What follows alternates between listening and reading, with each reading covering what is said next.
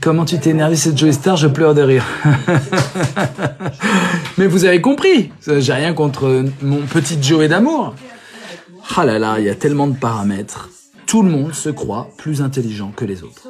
Et du coup, il est absolument impossible de fédérer qui que ce soit, parce qu'en fait, tout le monde est sûr de sa stratégie, est sûr qu'il est meilleur, est sûr qu'il comprend mieux, est sûr qu'il a les infos.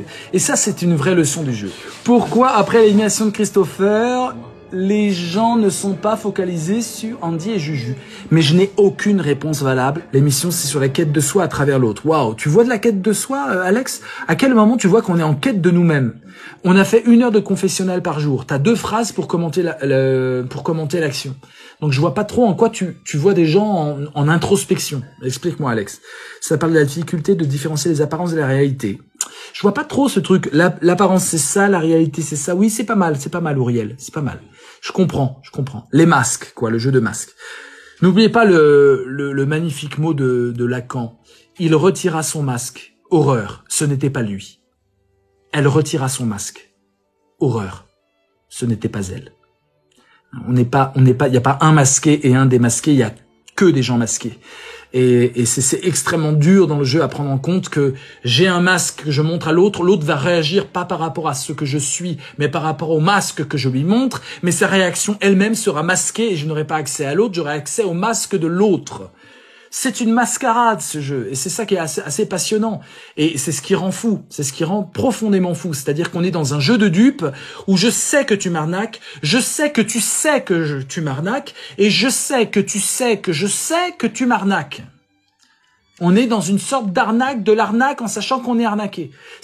Je te trahis, mais je sais que j'ai le droit de te trahir, je te fais confiance, mais je sais que tu sais que je fais semblant de te faire confiance alors qu'en fait je me méfie de toi. Et il y a toujours, en fait c'est insondable, en fait on est livré à nous-mêmes. Les seuls qui peuvent kiffer l'espace d'une solidarité, ce sont les traîtres. Les traîtres vivent vraiment une impression de solidarité dans un milieu extrêmement concurrentiel. Beaucoup de suiveurs, évidemment. Attention, c'est des suiveurs qui disent « je ne suis pas ». C'est ça qui est hallucinant, c'est que chacun a l'impression de ne pas suivre. Et c'est très sincère, les gens s'alignent, mais disent « non, c'est vraiment mon opinion, c'est vraiment moi qui pense ça ». Mais si on avait désigné quelqu'un d'autre le matin, ils auraient désigné quelqu'un d'autre. C'est-à-dire qu'on se rend compte que, et je m'inclus dans le lot, les moutons ne se savent pas moutons. Voilà ce qu'on apprend. Les moutons s'imaginent super intéressants, super intelligents, super Einstein. Moi-même dans le lot, j'avais vraiment l'impression de penser pour moi-même. Le truc ouf, le soupçon autoréalisateur. Ah, c'est très intéressant, Titouan. J'adore ça. Mais c'est exactement... Alors, ce que tu dis, c'est... Oh, tu montes en légende direct. Le soupçon autoréalisateur. On parle normalement de prophétie autoréalisatrice. Je prophétise, attention, il risque de monter, on va manquer d'essence. Du coup, tout le monde se précipite à la pompe à essence et du coup, on manque d'essence. Je n'ai fait qu'une prophétie qui tombe du ciel et du coup, ça se réalise. Prophétie auto-réalisatrice, les amis. Et là, j'adore ce que dit Titouan parce qu'il dit, c'est un soupçon auto-réalisateur. À partir du moment où quelqu'un commence à soupçonner quelqu'un, tout le monde s'aligne pour une simple et bonne raison, c'est que si je fais comme tout le monde, je me noie dans la masse, mais si je soupçonne quelqu'un d'autre que la masse, je me fais un ennemi. Le but du jeu est de ne pas démultiplier inutilement les ennemis. Il faut appliquer ce qu'on appelle le rasoir d'Occam en philosophie, c'est-à-dire réduire les hypothèses au maximum, réduire les ennemis au maximum. Voilà pourquoi Juju n'a pas voulu voter autre chose, quelqu'un d'autre que Thibaut. Juju s'est aligné comme tout le monde, parce que si Juju avait voulu voter pour quelqu'un d'autre, eh bien, elle aurait inquiété cette personne qui lui en aurait voulu et qui aurait pu faire des représailles. N'oubliez jamais, les amis, ceux qui savent bien mentir, ceux qui savent bien trahir, savent bien gérer les représailles. Parce que quand vous trahissez quelqu'un, l'autre, il n'est pas content. Donc, à moins que ça soit une trahison où vous mettez une balle dans la tête à quelqu'un, cette personne existe encore, cette personne vous en veut, cette personne a des amis en commun avec vous. Donc, la trahison, tout l'objectif du traître, c'est de préparer les représailles de façon à désamorcer les représailles possibles.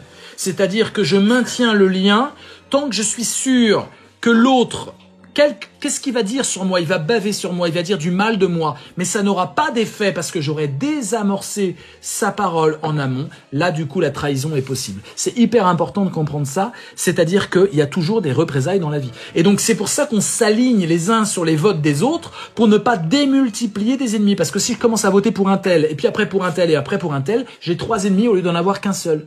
Voire même, au lieu de m'être tellement dissous dans la masse que finalement, je n'ai aucun ennemi. Et le but, c'est d'avoir aucun ennemi. Moi, j'ai voulu en avoir pour commencer à être inquiété, pour ne pas être banni. Et je suis sûr que c'est ce qui fait que les traîtres ne m'ont pas banni. D'ailleurs, ils l'ont dit, hein, c'est Natacha qui a été bannie, mais j'étais sur la sellette des traîtres. Mais ils se sont dit, voilà, il est déjà inquiété, alors que Natacha n'était pas inquiétée. Les amis, c'est la fin de notre live. Merci d'avoir suivi un peu notre aventure. Pensez à vous abonner, à liker, à regarder les vidéos. Grand plaisir et la voyouterie n'est jamais finie.